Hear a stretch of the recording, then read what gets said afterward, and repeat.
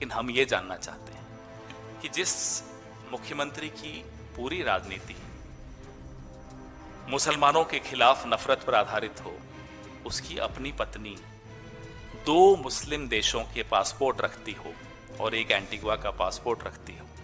पवन खेड़ा ने आज 3 पासपोर्ट तीनों कंट्री का मेरा पत्नी का है बोल के उन्होंने एक प्रेस कॉन्फ्रेंस किया। पवन खेड़ा के आरोपों से मचा बवाल। असम के सीएम हिमंत बिस्वा शर्मा और उनकी पत्नी पर निशाना। राहुल गांधी, प्रशांत भूषण जुबैर भी कूदे मैदान में। 3 पासपोर्ट दावे से सियासत गरम, केस की तैयारी। आइए बताते हैं आपको पूरी खबर। You are watching Delhi News.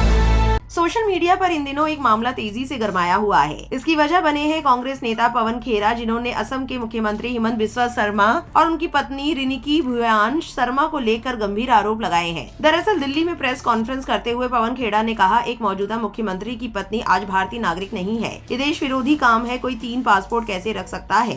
Hemant देश छोड़कर भागने की योजना बना रहे हैं। सीईसी ज्ञानेश गुप्ता को उनका चुनाव रद्द कर देना चाहिए। लेकिन हम ये जानना चाहते हैं कि जिस मुख्यमंत्री की पूरी राजनीति मुसलमानों के खिलाफ नफरत पर आधारित हो, उसकी अपनी पत्नी 2 मुस्लिम देशों के पासपोर्ट रखती हो और एक एंटीगुआ का पासपोर्ट रखती हो। नंबर 1। नंबर 2, हम ये जानना चाहते हैं क्योंकि भारत के कानून के हिसाब से आप ड्यूअल सिटीजनशिप यानी कि दोहरी नागरिकता नहीं रख सकते। हम ये जानना चाहते हैं कि क्या रिनिकी भुया शर्मा भारत का पासपोर्ट भी रखती हैं? Is she a citizen of India also? Because we have shown you 3 passports. One is the golden pass of UAE, Abu Dhabi, issued in Abu Dhabi. It is a living document, not an expired document. Number 2, Egypt, living document, living passport, not an expired passport. Number 3, Antigua Barbuda, living passport, not dead, not expired. How can an Indian national have 3 passports of 3 different countries? दूसरों को तो नसीहत और खुद मियां फजीहत। दूसरों के लिए कहते हैं ये वहां का, ये पाकिस्तान, ये बांग्लादेश, और खुद अपने घर में 3 पासपोर्ट आपकी धर्मपत्नी के हैं। ये सामने हैं। क्या ये पासपोर्ट सही हैं? ये अब इन्हें बताना है। ये तो नहीं बताएंगे क्योंकि आगे हम कुछ और बताएंगे आपको जो इन्होंने नहीं बताया। क्या अमित शाह जो गृह मंत्री हैं, और सुनते तो हैं, पूरा देश ये जानता भी है कि हिमंता बिस्वा शर्मा अमित शाह के दत्तक पुत्र हैं। He is like an adopted son of Amit Shah. Jay Shah से जितनी वो मोहब्बत करते हैं उसने थोड़ी सी कम हिमंता बिस्वा शर्मा से करते हैं।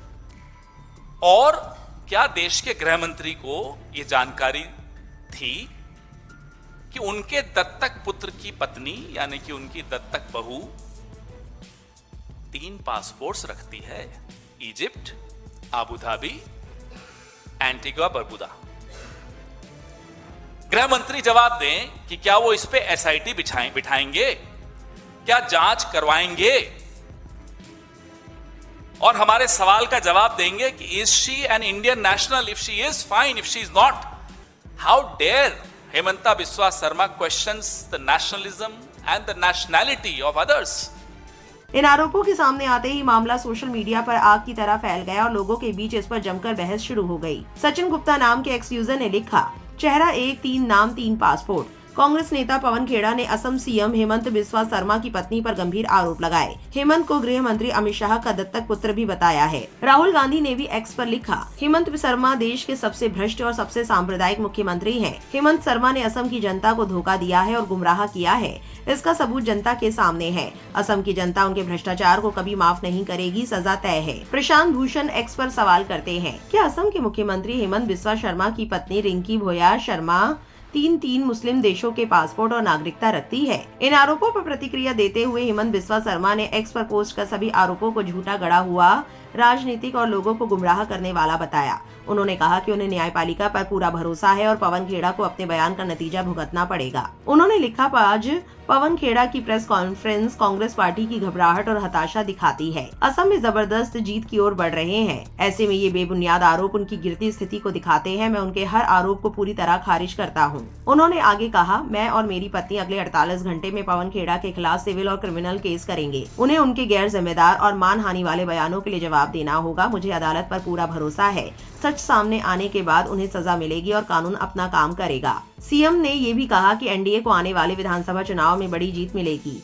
उन्होंने कहा, असम के लोग ऐसे प्रोपेगेंडा में नहीं आएंगे। हम 100 से ज्यादा सीट जीतने के लिए पूरी तरह तैयार और आत्मविश्वासी हैं। एक अलग पोस्ट में सीएम ने उन दस्तावेजों में कई गड़बड़ियां बताई जो प्रेस कॉन्फ्रेंस में दिखाए गए थे, जैसे सरनेम की स्पेलिंग गलत, फोटो सामान्य बायोमेट्रिक फोटो जैसी नहीं है, यूईआईडी में जन्म साल के हिसाब से नंबर मैच नहीं कर रहा, नेशनैलिटी अलग अलग दिख रही है, एंटीगुआ बारबोडा पासपोर्ट में एक्सपायरी डेट में गड़बड़ी, मिस्र के पासपोर्ट में नंबर और स्पेलिंग में गलती, क्यूआर कोड काम नहीं कर रहा। उन्होंने कहा कि ये सब साफ दिखाता है कि दस्तावेज फर्जी या एडिट किए गए हैं। सच सामने आएगा और जो गलत जानकारी फैला रहे हैं उन्हें सजा मिलेगी। वहीं जर्नलिस्ट वर्षा एक्स पर लिखती है, हेमंत बिस्वा शर्मा ने कांग्रेस के पवन खेड़ा को कानूनी कार्रवाई की धमकी दी है, लेकिन वो ये साफ क्यों नहीं करते कि उनकी पत्नी के पास 3 पासपोर्ट हैं, जिनमें से 2 इस्लामिक देशों के हैं। उन्हें ये भी बताना चाहिए कि उन्होंने अपने हलफनामे में अपनी पत्नी की यूएई और अमेरिका की संपत्तियों का जिक्र क्यों नहीं किया और उनकी पत्नी को अमेरिका में कंपनी शुरू करने के लिए इतना पैसा कहां से मिला। वहीं अभिनव नाम के एक्स यूजर लिखते हैं,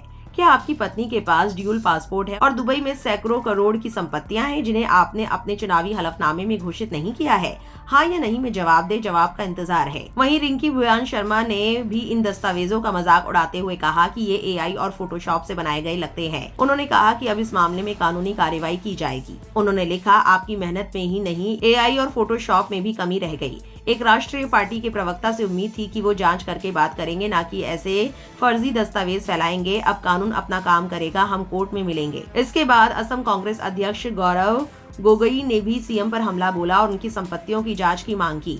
उन्होंने कहा कि सीएम को जवाब देना होगा और अपने कथित अपराध की कीमत चुकानी होगी। ये पूरा विवाद ऐसे समय पर सामने आया है जब असम में 9 अप्रैल को एक ही चरण में 126 सीटों पर विधानसभा चुनाव होने वाले हैं। वहीं ऑल्ट न्यूज के सह संस्थापक और फैक्ट चेकर मोहम्मद जुबैर सैम सेज की पोस्ट एक्स पर शेयर करते हैं, जिसमें वो लिखती हैं, जो यूएई का दस्तावेज वायरल हो रहा है वो पासपोर्ट नहीं बल्कि एमिरेट्स आईडी है। सार्वजनिक तौर पर ज्ञात दस्तावेज संरचना के आधार पर इसमें गंभीर प्रामाणिकता संबंधी सवाल उठते हैं। 784 के बाद आने वाले 4 अंक आमतौर पर धारक के जन्म वर्ष को दर्शाते हैं, लेकिन यहाँ मेल नहीं खा रहा है। MRZ में दी गई समाप्ति तिथि मानक YYMMDD फॉर्मेट का पालन नहीं करती। MRZ में दिया गया राष्ट्रीयता कोड कार्ड के सामने दिए गए कोड से मेल नहीं खाता। वहीं हेमंत बिस्वा शर्मा ने प्रेस कॉन्फ्रेंस का जवाब दिया है। उन्होंने क्या कहा, सुनिए। पवन खेड़ा ने आज 3 पासपोर्ट तीनों कंट्री का मेरा पत्नी का है बोल के उन्होंने एक प्रेस कॉन्फ्रेंस किया। साथ साथ मेरा बेटा का नाम में कोई सारा कंपनी का, ये लोग तो 52,000 करोड़ तक चला गया। असम में पूरा 52,000 बजट ही नहीं है। एक सीएम अगर 20 साल भी कमाएगा तो 52,000 नहीं हो सकता है। ये तो बेसिक बात है। हमने एग्जामिन किया, हर बात में प्लेस ऑफ बर्थ, स्पेलिंग सारे कुछ गड़बड़ी थे। फिर हमारा पुलिस ने भारत सरकार का डिप्लोमेटिक चैनल से रिकन्फर्म किया कि यूएई वाला पासपोर्ट फ्रॉड है। बाकी और 2 जो पासपोर्ट दिया है ये भी मेरा लगता है सोम मंगल बुधवार तक वही स्टेट से आ जाएगा। अल्टीमेटली पवन खेड़ा का ऊपर एक फ्रॉड डॉक्यूमेंट्स बनाना, क्रिमिनल कॉन्स्पिरेसी करना, पवन खेड़ा का साथ जो बैठा था सबका ऊपर मेरा लगता है कि मैं कॉन्फिडेंट हूँ अभी पवन खेड़ा उनका जीवन का अंतिम क्षण असम का जेल में ही कटेगा।